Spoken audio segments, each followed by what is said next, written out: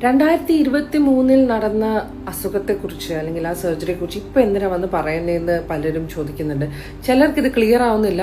ഇപ്പോഴാണ് അസുഖമുള്ളതെന്നാണ് കുറേ പേര് വിചാരിച്ചിരിക്കുന്നത്. ഇല്ല, എനിക്ക് തൈറോയിഡിലെ ക്യാൻസർ വന്നത് 2023 ഇത് 2025 വർഷം.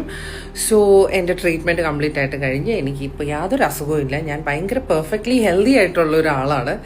ഇപ്പോൾ ഇത് പറയുന്നതിൻ്റെ കാര്യം എന്ന് പറഞ്ഞു കഴിഞ്ഞാൽ, എൻ്റെ ഡിവോഴ്സ് ആയാലും എൻ്റെ ക്യാൻസർ ജേർണി ആണെങ്കിലും എൻ്റെ ചുറ്റിലുള്ള ഒരുപാട് മനുഷ്യരിൽ എൻ്റെ തന്നെ സിറ്റുവേഷനിൽ കൂടെ കടന്നു പോകുന്ന ഒത്തിരി പേരുണ്ട്.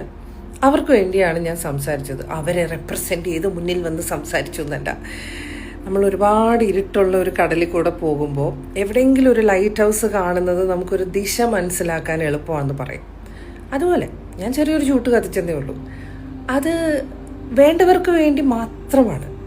എല്ലാവർക്കും അത് കണ്ടതുകൊണ്ട് ഒരു ഉപകാരമില്ല. എൻ്റെ കഥ നിങ്ങളെല്ലാവരും അറിഞ്ഞതുകൊണ്ട് ആർക്കും ഒരു ഉപകാരമില്ല.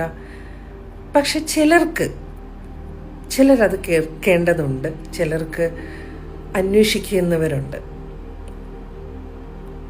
So I just showed them a little light from my life. എൻ്റെ ആ സമയത്തുള്ള യാത്ര ഞാൻ ചെറുതായിട്ട് നിങ്ങളൊന്ന് കാണിക്കാം. I don't have many pictures because ഞാനതങ്ങനെ ഓർക്കാനോ എപ്പോഴും അതോർത്ത് ഭയപ്പെട്ടുകൊണ്ടിരിക്കാനോ ഒന്നും ഞാൻ ആഗ്രഹിക്കുന്നില്ല. ക്യാൻസർ സർവൈവേഴ്സ് ആയിട്ടുള്ള ഒരുപാട് ആൾക്കാരുണ്ട്. പിന്നീട് ഇങ്ങനെ ഭയങ്കര പേടിയായിരിക്കും, എന്തെങ്കിലും സംഭവിക്കുമ്പോഴേക്കും വീണ്ടും വരും. ഞാൻ അങ്ങനെ പോലും ചിന്തിക്കുന്നില്ല. എന്നെ സംബന്ധിച്ചിടത്തോളം കഴിഞ്ഞത് കഴിഞ്ഞു, വരാനുള്ളത് വരും. ഇപ്പോൾ ഉള്ളതാണ് ജീവിതം. നമ്മുടെ കൂടെ നസ്രിയ പറഞ്ഞ പോലെ നമ്മൾ ഇന്ന് ജീവിക്കുക. മരിക്കാൻ സമയമാകുമ്പോൾ നമ്മൾ എന്തെങ്കിലും അല്ലേ. അപ്പം മരിക്കാന്നേ, ഇന്ന് നമുക്ക് ജീവിക്കാം. സർജറിക്ക് മുമ്പുള്ള പടമാണ്. പേടിയുണ്ടായിരുന്നു, പക്ഷെ ഞാൻ ചിരിച്ചു.